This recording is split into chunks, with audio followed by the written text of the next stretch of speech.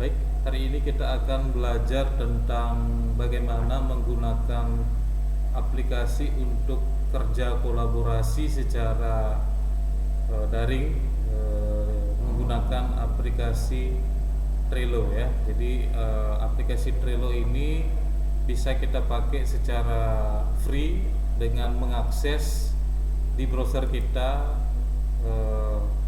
yaitu alamat URL-nya trello.com. Syaratnya cukup mudah, jadi kita hanya cukup punya email, entah itu Gmail atau yang lainnya bisa. Jadi kalau pertama kali mendaftar kita sign up dulu. Nah, di sini kita daftarkan email alamat kita, kemudian continue. Nah, karena saya sudah pernah mendaftar, dan nanti ada verifikasinya di email kita masing-masing. Silakan nanti diverifikasi, karena saya sudah pernah mendaftar dengan email akun saya sendiri. Saya tinggal masukkan email saya di login kalau sudah mendaftar. Jadi oke, kita masuk dulu.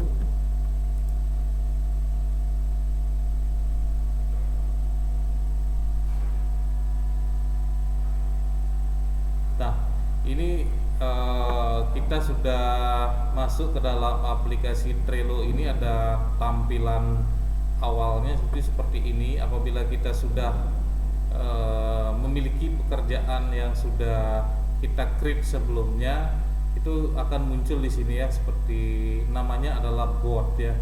Jadi bot semacam papan kerja yang bisa kita buat gitu ya. Nah, untuk membuat itu kita bisa klik create bot ini ya. Jadi misalkan nama botnya adalah anggaplah Borang akreditasi gitu ya, akreditasi. Nah, kita bisa pilih warna latarnya ya.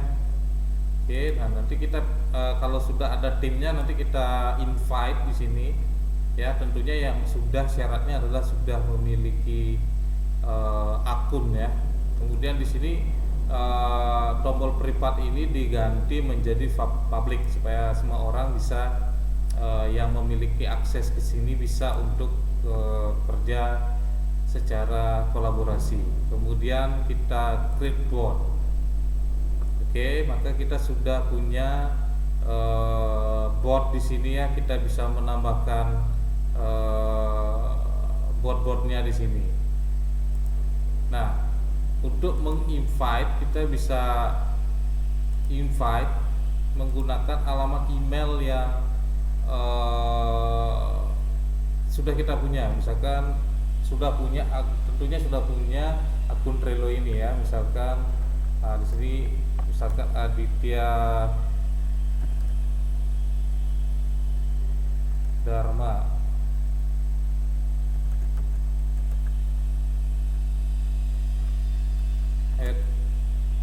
@gmail.com.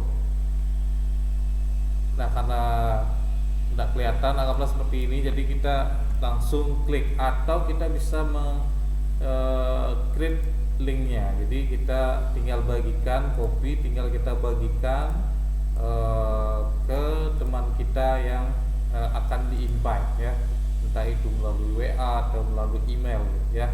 Nah, jadi seperti itu cara invite-nya. Nah, kemudian untuk membuat area kerjanya di sini kita bisa klik di sini adalah add list, misalkan kriteria 1 ya. Oke, dia akan muncul list seperti ini ya, kriteria 1. Kemudian di sini kriteria 2 dan kriteria 3 misalkan ya. Kriteria 3. Oke. Nah, di dalam kriteria 1 ini kita bisa menambahkan yang namanya chart. Chart itu bisa macam-macam, bisa bentuknya adalah dia dokumen atau semacam diskusi atau apa namanya ruang untuk kita melakukan berdiskusi, itu bisa kita lakukan di sini ya. Misalkan di sini kita mau mengupload dokumen yang kriteria 1 gitu ya. Misalkan dokumen visi misi, misalkan seperti itu ya. Kita add chart. Oke, ini kita sudah punya dokumen visi misi tapi belum ada isinya. Nah, untuk mengisinya itu kita bisa klik di sini ya, kemudian kita attachment file ya. Nah, attachment file itu macam-macam, bisa dari kita ambil dari Google Drive atau dari komputer kita sendiri ya. Karena kita saya tidak punya visi misi, contoh visi misi, saya sembarangan aja satu dokumen saya ambil dari Outline ini ya. Outline ini kita gunakan sebagai dokumen visi misi ya, meskipun pada kenyataan ini hanya contoh ya, hanya contoh. Nanti di kenyataannya harus dokumen yang sebenarnya. Nah, kita bisa juga mendelete di sini kalau misalkan dokumen ini salah atau ada revisi ya. Tapi kalau ada revisi sebaiknya di attachment ulang lagi gitu ya, file revisinya dengan nama yang berbeda. Itu misal saya ambil misalkan ini sebagai revisinya, dia akan langsung menguploadnya ya. Oke. Nah, jadi namanya nanti dibedakan ya, misalkan di sini revisi 1, di sini revisi 2. Jadi sehingga teman-teman atau kolaboratif lain itu bisa melihatnya ya. Nah, kita sudah punya dokumen visi misi di sini 2 dokumen. Jadi kalau kita klik seperti ini akan muncul. Jadi siapapun yang sudah masuk atau sudah di-invite di lingkungan kerja ini, maka dia akan dapat melihat dan juga bahkan menambahkan setiap dokumen yang ada di sini, atau bahkan kalau mau komen itu juga bisa ya. Misalkan di sini ya komennya, misalkan ini dokumennya salah itu misalkan ya, itu bisa kita lakukan seperti itu ya. Itu bisa kita komen di sini ya. Misalkan di sini dokumennya